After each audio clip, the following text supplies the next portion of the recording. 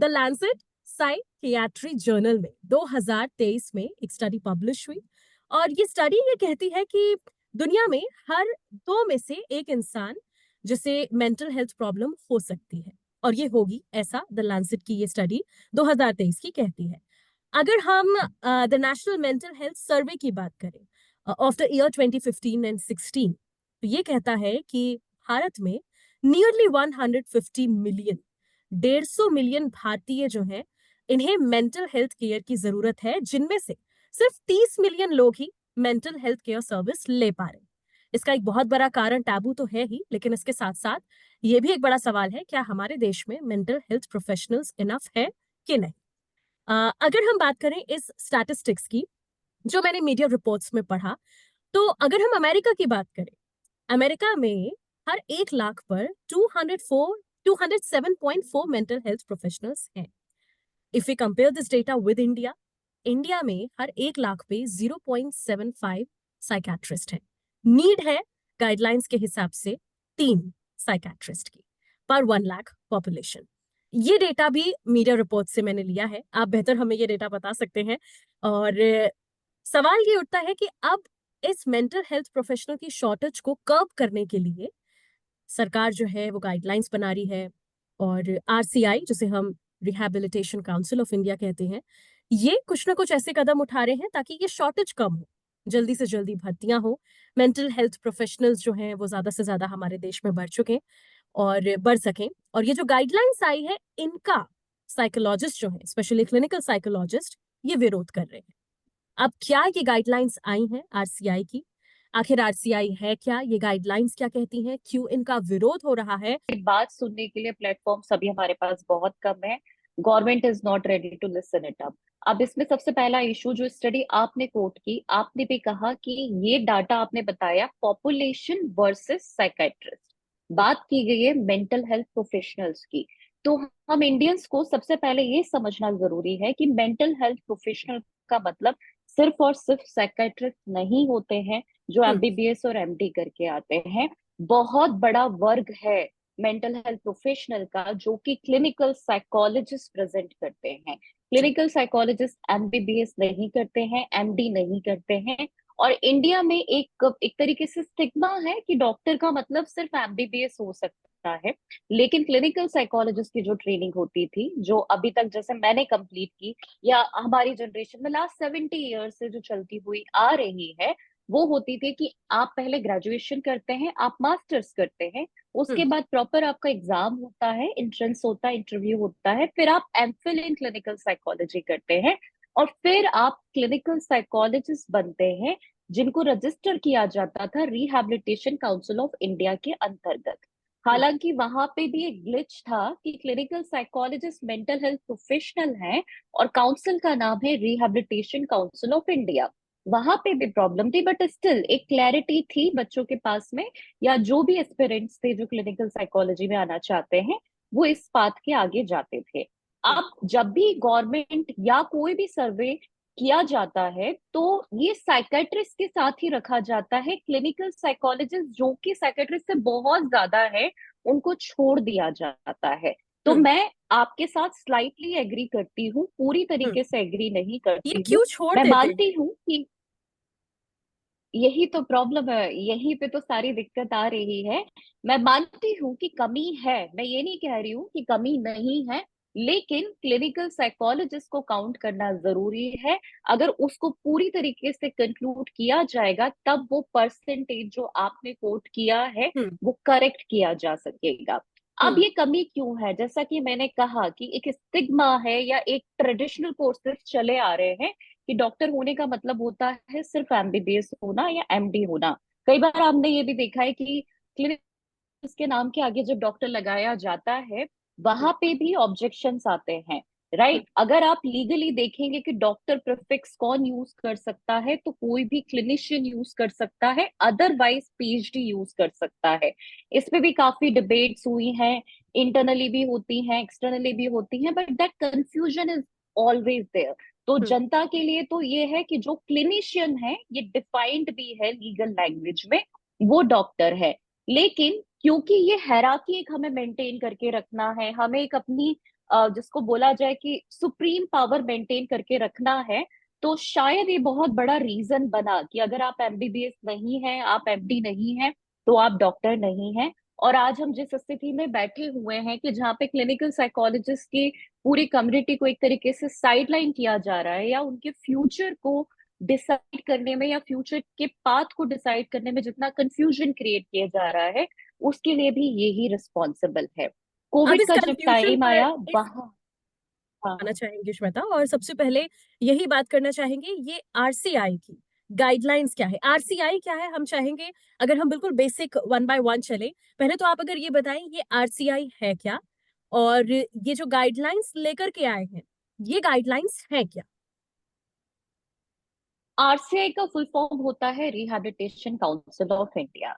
इसे स्टैब्लिश किया गया था रिहैबिलिटेशन एक्ट के अंडर में। जितने भी रिहैबिलिटेशन प्रोफेशनल हैं, जिसमें क्लिनिकल साइकोलॉजिस्ट है, स्पीच थेरेपिस्ट है, ऑक्यूपेशनल थेरेपिस्ट है, स्पेशल एजुकेशन है, साइकेट्रिक सोशल वर्कर भी हैं, इन सब के लिए एक बॉडी बनाएगी कि इनको रेगुलेट जो करेगी वो रिहैबिलिटेशन काउंसिल ऑफ इंडिया करेगी। ये स्टैच्यूरी बॉडी है, कोई डिपार्टमेंट नहीं है।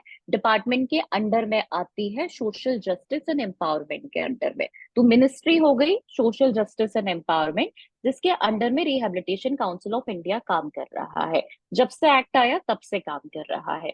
पहले क्लिनिकल साइकोलॉजी में या इन सारे जितने मैंने आपको एरियाज बताए पढ़ाई होती थी, कोई रेगुलेशन नहीं होता था। हम्म।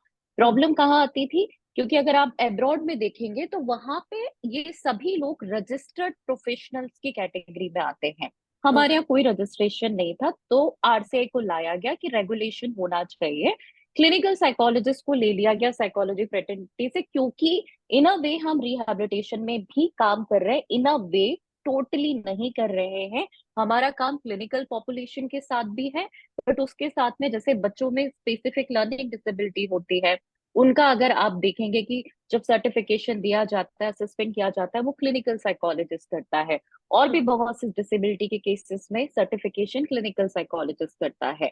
तो इसलिए ऑब्जेक्शनेबल पहले भी था, लेकिन एटलीस्ट एक होता है ना कि कुछ नहीं से सही कुछ तो है, एक हम्म। बॉडी आपके पास में है।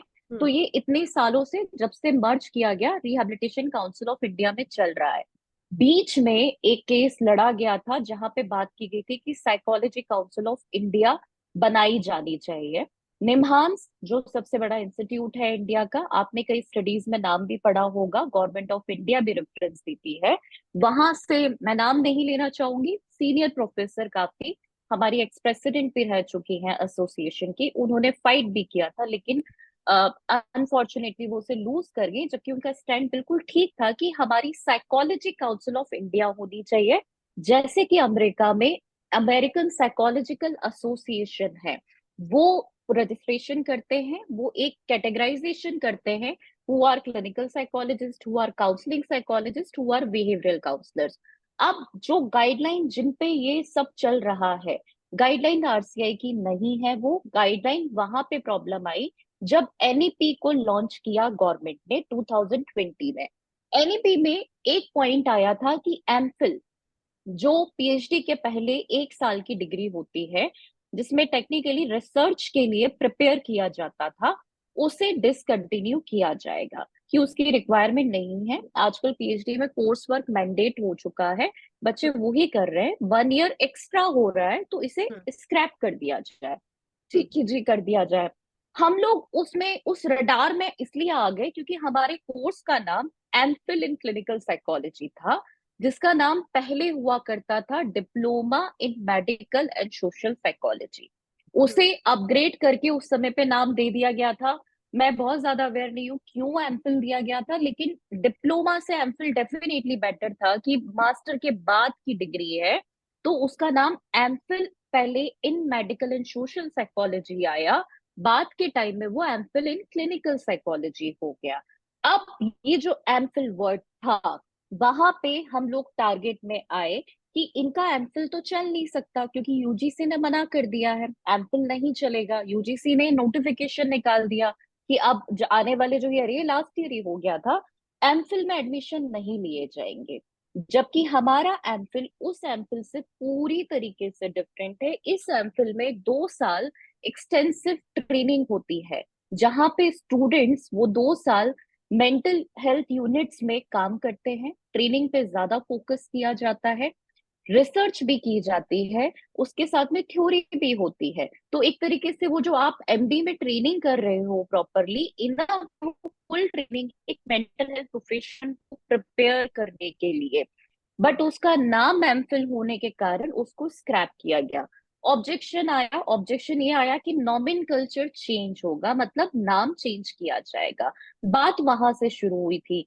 फिर एनईपी के अंडर में ये भी आया कि एनईपी ने अलग अलग एंट्री और एग्जिट की पॉलिसी दी है, और वो चाहते हैं कि ईयर्स कम किए जाए एजुकेशन के, और जल्द से जल्द बच्चे स्किल्ड हो, बच्चों को इतनी पढ़ाई ना करनी पड़े, जो कि इंडिया में काफी ज्यादा होता था। अब इसमें बात आई कि एक क्लिनिकल साइकोलॉजिस्ट को बनने के लिए कितना टाइम लग रहा था। 3, 2, 5 और 6, 7, 7 इयर्स आप एक क्लिनिकल साइकोलॉजिस्ट अपनी ट्रेनिंग में देता है। साइकोलॉजी पढ़ के, स्पेशलाइजेशन मास्टर्स में करके, उसके बाद एमफिल में जाके फिर उसको रजिस्ट्रेशन मिलता है। और उसमें भी हर 5-5 साल में हमें हमारा रजिस्ट्रेशन रिन्यू करना होता है। हमें continuous rehabilitation education CRE programme जो आरसीआई रन करता है, हम्म। सेमिनार्स होते हैं, कॉन्फ्रेंसेस होती हैं, उसको वो CRE क्रेडिट्स देता है। तो मैंने कितने दिन अटेंड किया, मैंने 3 दिन अटेंड किया। किस कैपेसिटी में अटेंड किया, मैं वहां पे सिंपोजियम कर रही थी, मैं वहां पेपर प्रेजेंट कर रही थी, या मैं पार्टिसिपेंट थी, उसके अकॉर्डिंगली नंबर्स का सेग्रेशन होता है। मुझे 5 साल में 100 पूरे करने हैं, तो मेरा लाइसेंस या मेरा रजिस्ट्रेशन रिन्यू होगा नेक्स्ट 5 इयर्स के लिए। तो टेक्निकली वो एक मेंटल हेल्थ प्रोफेशनल काम भी कर रहा है, अपने आप को अपडेट भी रख रहा है, ये सब कुछ चला रहा था।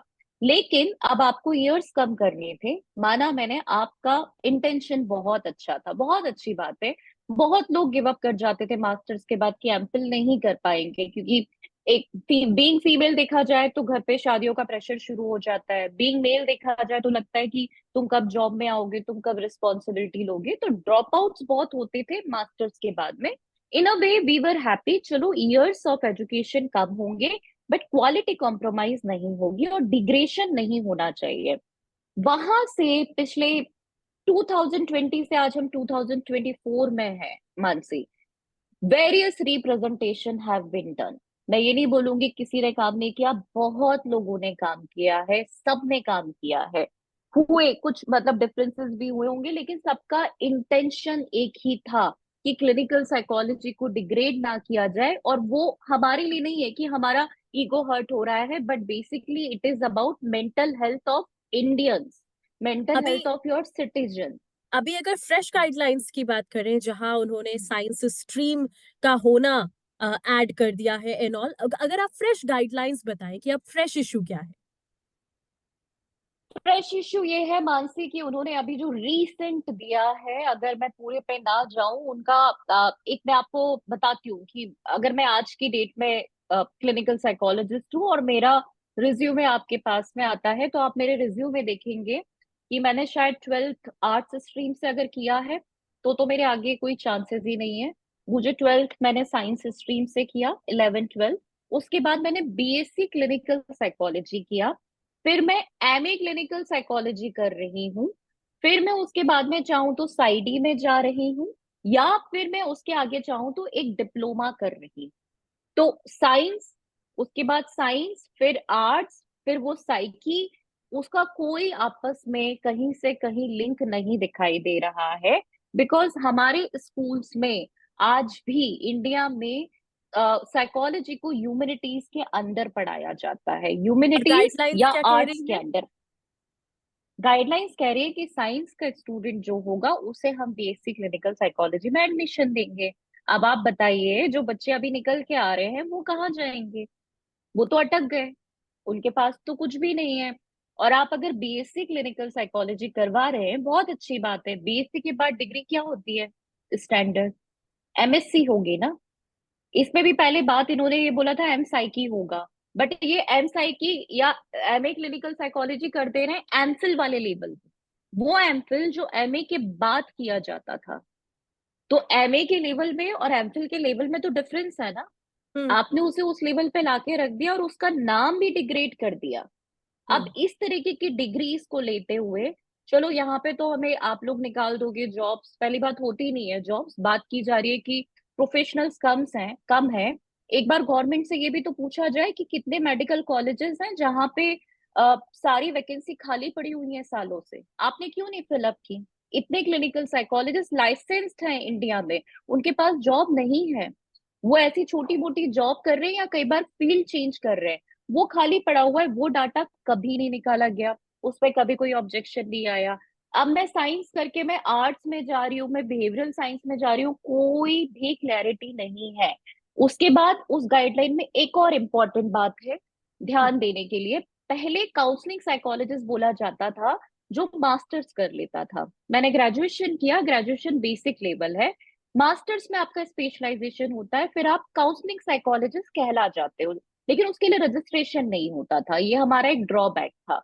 अब उनका रजिस्ट्रेशन होगा, लेकिन ग्रेजुएशन पे भी आप काउंसलिंग साइकोलॉजिस्ट बन रहे हो, एमए कर रहे हो आप तो भी आप काउंसलिंग साइकोलॉजिस्ट बन रहे हो। या आप अभी उसमें उनका कंफ्यूजन चल रहा है कि वो एमए देंगे एम साइकी देंगे, उनकी वेबसाइट पे अगर आप जाएंगे तो उनकी हेडिंग में आपको एमए दिखाई देता है, आप उसको क्लिक करेंगे तो वो अंदर एम साइकी हो चुका है, क्योंकि जब लोगों ने अपोज करना शुरू किया तो एक होता है ना आनन फानन में आप चेंज कर रहे हो। और दिक्कत ये हुई कि एक पिछले 2 सालों से आप डिफरेंट इंस्टीट्यूट से, डिफरेंट एक्सपर्ट से डेलिब्रेशंस कर रहे थे, रिप्रेजेंटेशंस ले रहे थे, उन सब ने आपको एडवाइस दी है, क्लिनिकल साइकोलॉजिस्ट ने दी है। हमने शुरू में भी ऑब्जेक्शन दिया था कि ये हमारा फ्यूचर है ना, हम जानेंगे। आपने न्यूरोलॉजिस्ट को बिठाया, आपने साइकेट्रिस्ट को बिठाया, आपने पीडियाट्रिशियन को बिठाया, सबने अपनी अपनी फील्ड के अकॉर्डिंग उनके लिए जो बेनिफिट था कि क्लिनिकल साइकोलॉजिस्ट को कैसे नीचे रखा जाए और हम उनको असिस्टेंट की तरह यूज किया जाए, उन्होंने अपनी एडवाइसेस दी। शायद उनका वेटेज हमसे ज्यादा हो गया, तो आज वो पूरा जो फ्लो है वो पूरी तरीके से डिस्टर्ब है। तो मैं उसे गाइडलाइंस तो नहीं कह सकती हूँ, कंफ्यूजिंग लाइंस हैं जो उनको अगर एक बार क्वेश्चन कर लिया जाएगा तो वो शायद वो खुद भी आंसर नहीं दे पाएगी, और इसलिए वो किसी भी रिप्रेजेंटेशन पे आंसर नहीं दे रहे हैं, वो बात करने के लिए तैयार नहीं है। कई मीडिया हाउसेस ने भी क्वेश्चन करने की कोशिश की है आरसीआई के साथ में, कोई आंसर नहीं आया है। तो ये अभी स्टेट है जहाँ पे 12th का बच्चा कंफ्यूज है, मैं क्या करूं। जो बच्चे ग्रेजुएशन कर रहे थे उन्हें नहीं पता कि हमें कहाँ जाना है, जो बच्चे एमफिल के लिए ड्रॉप दे के प्रिपेयर कर रहे थे, कुछ इंस्टीट्यूट्स ऑफर कर रहे हैं कि हम एमफिल चला रहे हैं, बट नहीं पता बीच में फिर से नोटिफिकेशन आ जाएगा एमफिल खत्म हो जाएगा, और एमफिल वालों को आप कुछ दे नहीं रहे हो। आपकी जो सेग्रेशन करके आपने कैटेगरीज बनाई है दैट इज अगेन कंफ्यूजिंग। मुझे अगर ग्रेजुएशन में एक लाइसेंस मिल रहा है एज अ काउंसलिंग साइकोलॉजिस्ट, मैं क्यों आगे पढ़ना चाहूंगी, मुझे मास्टर्स करके भी तो वो ही मिल रहा है। हम्म। और जो बच्चे मास्टर्स कर चुके हैं और अगर आप उनको आगे क्लिनिकल साइकोलॉजिस्ट का लाइसेंस दे रहे हो, बच्चा आगे क्यों ही जाना चाहेगा? आपने 1 ईयर कम कर दिया, लेकिन आपने वो जो करिकुलम दिया है, आपने वो जो ट्रेनिंग बनाई है, वो पूरी तरीके से डिस्टर्ब है। आज की डेट में इंडिया होगा। में आज की डेट में इंडिया में एक भी यूनिवर्सिटी ऐसी नहीं है, इवन जो लोग एमफिल चला रहे हैं उनके पास भी हॉस्पिटल्स नहीं है। आरसीआई में यहाँ पे एक और रोल था, इंस्पेक्शन पे जो लोग जाते हैं, आई डोंट नो क्या क्वालिटी है, but institutes are not that much structure जिनको लाइसेंस मिलना चाहिए था। देर आर वेरियस इंस्टीट्यूट्स जिनके ऊपर क्लेम किया गया है, वो लाइसेंस दे रहे हैं, वो डिग्री दे रहे हैं, वो हेफ्टी अमाउंट चार्ज करते हैं, अलग से डोनेशन लेते हैं बच्चों से, और उनको वो डिग्री मिल जाती थी। तो बच्चे अभी स्ट्रगल कर रहे हैं कंफ्यूजन में, जो अमाउंट हाफ से भी हाफ होना चाहिए था वो उससे भी डबल अमाउंट दे रहे हैं, एक रश बना हुआ है। ग्रेजुएशन के बच्चे उस स्टेट पे आ चुके हैं कि मैम हमें नहीं करना आगे, हम इससे अच्छा अब्रॉड चले जाते हैं। इन डिग्रीज के साथ में हम अब्रॉड नहीं जा सकते क्योंकि हमारी डिग्री किसी भी लेवल पे इक्विवेलेंट नहीं हो पा रही है, हम जस्टिफाई ही नहीं कर पाएंगे। आप कभी भी आपकी डिग्री, इंडियन डिग्री को बाहर किसी कहीं पे भी क्लेम करते हैं तो वो आपकी यूनिवर्सिटी को लिखते हैं कि आप बताइए ये किस लेवल पे इक्विवेलेंट है। हम कहीं से कहीं पे किसी भी लेवल पे इक्विवेलेंट नहीं है, हमारा कुछ भी मैच नहीं कर रहा है। ये है उनकी कंफ्यूज गाइडलाइंस, नॉट गाइडलाइंस। तो इसका क्या सॉल्यूशन आप देखते हैं, और क्या इसका असर होगा आखिर में, मैं आपसे यही जानना चाहूंगी।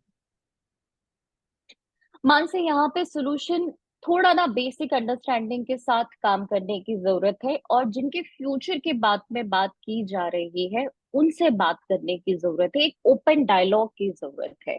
मीटिंग्स हो जाती हैं, हम लोगों को नहीं पता होता कि कौन एक्सपर्ट्स है।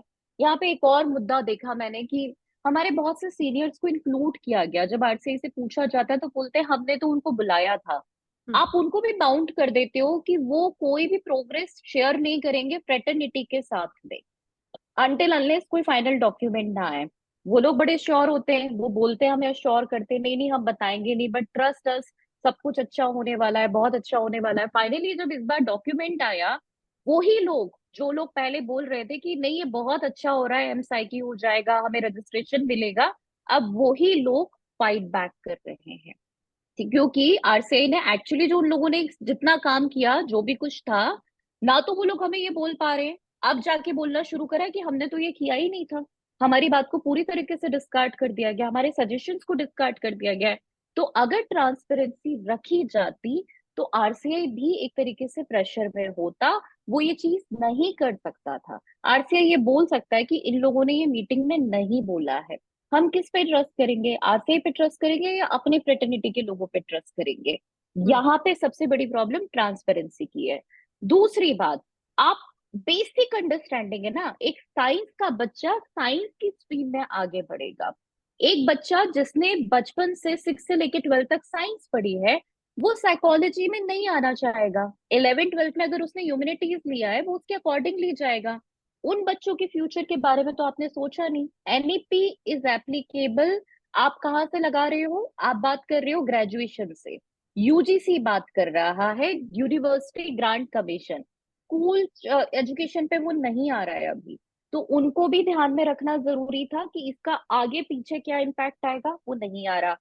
वाई साइकाइट्रिस्ट, चलो अच्छी बात है वो मेंटल हेल्थ प्रोफेशनल है, लेकिन उनका काम मेडिसिन के साथ में ज्यादा है। इंडिया में बहुत रेयर साइकाइट्रिस्ट होते हैं जो थेरेपी करते हैं, जबकि पार्ट है उनका, मैं मना नहीं कर रही हूँ, बट क्लिनिकल साइकोलॉजिस्ट उसके लिए ट्रेंड है ना। तो उनको क्यों नहीं सीनियर पोजीशंस पे रखा जा रहा है जब भी इस तरीके के डेलिब्रेशन किए जा रहे हैं? पीडियाट्रिशियंस को क्यों बुलाया जा रहा है, न्यूरोलॉजिस्ट को क्यों बुलाया जा रहा है? तो यहाँ पे कहीं ना कहीं एक थोड़ा सा हमें भी वो लग रहा है कि दिस इज ऑल अबाउट कि इस फ्रेटर्निटी को हटाना है। हम अगर अलाइड प्रोफेशनल्स भी हैं, एक और ग्लिच है यहाँ पे मानसी, अभी एक नया शुरू हो गया है कि अलाइड मेंटल हेल्थ प्रोफेशनल के लिए एक अलग कमीशन बना दिया गया है। ये इसमें अलाइड भी मेंटल डिवाइड हेल्थ किया गया है कि प्रोफेशनल क्या है? इन्होंने साइकेट्रिक सोशल वर्कर को उनके अंडर कर दिया है कि वो जैसे हमारे लिए आरसीआई है, वो उनके हम्म। अंडर आएगा। अब आप मुझे बताओ, साइकेट्रिक सोशल वर्कर और क्लिनिकल साइकोलॉजिस्ट साथ में काम करते हैं, एक टीम होती है। Psychiatrist, clinical psychologist, psychiatric social worker, psychiatric nursing, आप सेम फील्ड में उनको अलग पे डाल रहे हो जो अभी तक आरसीआई के अंडर ही थे। तो आपने हमें यहाँ पे क्यों रखा? या तो हमें भी अलग काउंसिल बना दो, हमारी अलग दे दो, ना हम यहाँ पे ना हम यहाँ पे। कुछ कोर्स वो रेगुलेट करेंगे, कुछ कोर्स वो रेगुलेट करेंगे। इट इज लाइक चलो एक चिट निकालते हैं, जिसके हाथ में जो आ जाए उसको वो दे देते हैं। It is like that, I am sorry to repeat this example, but वो इसी तरीके से रहा है। हम्म। वहां पे कोई क्लैरिटी नहीं आ रही है। तो क्लैरिटी, एक प्रॉपर सिस्टम, अगर आपको साइंस के अंडर में साइकोलॉजी को रखना है तो मेक श्योर कि आप फिर पहले अभी आप ये बोलिए कि बच्चे चाहे साइंस से आए चाहे ह्यूमैनिटी से आए, कोई प्रॉब्लम नहीं है, हम बीएससी में जाएंगे। बीएससी के आगे का पाथ भी फिर साइंस से रिलेटेड ही होगा, वो आर्ट्स में नहीं जा सकता है। सबसे इंपॉर्टेंट चीज, आपको एमफिल को सिर्फ चेंज करना था, नॉमेनकल्चर का इशू था, नाम से प्रॉब्लम थी। अगर आपको ट्रेनिंग में कुछ लग भी रहा था, इम्प्रूव कर सकते हो, आपको चांस मिला था, आप उससे डिग्रेड नहीं कर सकते हैं। हम एक्स्ट्रा मास्टर, एक एडवांस मास्टर लेवल पे काम करने के बाद में मास्टर लेवल पे आप उसको नहीं लेके आ सकते हैं। ये इन कम्युनिटी में ही इतनी कंफ्यूजन की स्टेट लेके आ चुका है। Students are depress, professionals are depress, कई लोगों को स्ट्रेस एंजाइटी हो रहा है। और एक ग्रेजुएट मेंटल हेल्थ प्रोफेशनल के साथ में 3 साल जिसने पढ़ाई की है, क्या आप सेफ फील करोगे कि आप उसके पास जाके अपना ट्रीटमेंट कराओगे? और ये इश्यूज, गवर्नमेंट का कहना अगर ये है कि ह्यूमैनिटीज है, ये इतना बड़ा सब्जेक्ट नहीं है, साइंस नहीं है, तो लेट मी रिमाइंड एवरीवन कि वी आर द वन जो ये देखते हैं कि सुसाइड रेट कितना कंट्रोल किया जा सके, डिप्रेशन का रेट कितना कंट्रोल किया जा सके। और अगर ऐसे कोई भी इंसिडेंट होंगे वहां पे कोई भी अकाउंटेबिलिटी लेने के लिए नहीं आएगा। हम ये तरीके की गाइडलाइंस लाके इमेच्योर प्रोफेशनल्स को खड़ा करके एक पाथ रेडी कर रहे हैं, जहां पे कल को मेंटल हेल्थ इश्यूज गलत तरीके से हैंडल किए जाएंगे, क्वेक्स बढ़ेंगे इंडिया में, सुसाइड रेट बढ़ेंगे, और उसकी अकाउंटेबिलिटी लेने के लिए कोई भी तैयार नहीं होगा। तो एक ओपन डायलॉग। और क्या क्या किया गया, पिटिशन मैंने ही स्टार्ट की थी लास्ट ईयर, उस पे 10,000 के करीब सिग्नेचर है। वो पिटिशन पीएमओ ऑफिस में पड़ी हुई है, नीति आयोग में पड़ी है, यूजीसी में पड़ी है। मैं पड़ी हुई है वर्ड यूज कर रही हूँ बिकॉज किसी ने कोई ध्यान नहीं दिया है। पहले इलेक्शन थे, मान लिया मैंने, शायद अभी भी आप लोगों को दिखाई नहीं दे रहा। पेंडेंसी पड़ी हुई है, कभी बात नहीं की जाती, कोई मेल नहीं आता, कोई उसके ऊपर कुछ भी नहीं होता। हर 2 महीने में आप एक नया नोटिफिकेशन निकाल देते हो, बात करने के लिए आप अवेलेबल ही नहीं हो। तो सोल्यूशन तो तब निकाला जा सकेगा जब वो टू वे रोड होगा, सिर्फ हमारे कहने से कुछ नहीं होने वाला है। एग्जैक्टली। और so as a thank you so therapist ना, मच। एक और जी। There is one more point Mansi. एक ये हमारी फ्रेटर्निटी में बहुत बच्चे बच्चे बोलते हैं ये चीज कि हम लीगल क्यों नहीं जा रहे, हम लिटिगेशन पे क्यों नहीं जा रहे। हम लोगों ने भी सोचा हम करेंगे, लेकिन थेरेपिस्ट की जो कम्युनिटी है ना, क्लिनिकल साइकोलॉजिस्ट की इंडिया में, इन अ वे, क्योंकि बहुत अच्छा पे नहीं मिलता, बहुत स्ट्रांग नहीं है, बहुत रिकॉग्निशन नहीं मिलता है, तो उस केस में, और we are not the people जो फाइट क्रिएट कर सके, या दूसरी फ्रेटर्निटी की तरह जैसे अगर बाकी मेडिकल्स के साथ ये किया जाता, वो शायद अभी तक बहुत ऑब्जेक्शन डाल सकते थे। हम लोगों को ट्रेंड ऐसे किया जाता है कि हम लोग कोशिश करते हैं कि चलो कोई बात नहीं, थेरेपी यहाँ पे भी लगाते हैं। तो एक ये भी बहुत बड़ा इशू बन रहा है, बट आई थिंक सेचुरेशन का लेवल अगर पहुंचता जाएगा, तो अल्टीमेटली आप एक थेरेपिस्ट को जो अभी भी स्टैब्लिश है, उनके कोर को चेंज करते जा रहे हैं अपने इन स्टेप्स के साथ। जी। So thank you so much Shweta, हमारे साथ जुड़ने के लिए।